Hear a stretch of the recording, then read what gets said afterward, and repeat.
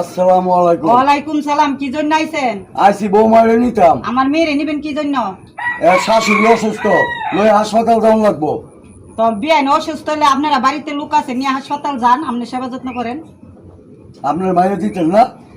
আমার মেয়ে দিব কি জন্য? আপনার ছেলে বিদেশ, আমি দিছি মেয়ে বিয়ে আপনার ছেলের কাছে। ছেলে তো বাড়িতে নাই, ছেলে বিদেশ, তো বাড়িতে আয়ো পরে দি মনে।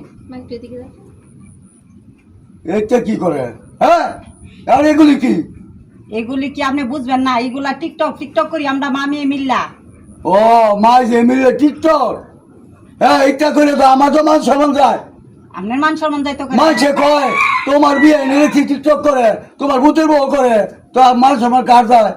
ঠিক আছে, মানুষে যা খুশি তা বলো। এই বউ, এই তুমি লও, আমার বাড়ি লও। না না, আমি আমার মায়ের কথার বাইরে যেতে পারবো না।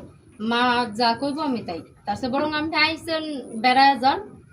আর আমার অসুস্থ, আমি এখন যেতে পারবো না, আপনারা যান। এটা কি কয়? আপনি আইছেন বে, আপনি বেড়ায় যান, আমার মেয়ে যাইতো না। আপনার বাড়িতে আমি বেড়াইতাম না। আপনি আমার বাড়িতে না বেড়াইলে এটা তো আপনার ব্যক্তিগত ব্যাপার। তো ব্যক্তিগত ব্যাপার, ওই বউ যাইতো না গেলে গা। বউ যাইবো, খালি বাড়ি যাই কি করবো? আপনার ছেলে তো বাহিরে। আমার তো হ্যাঁ মা অসুস্থ।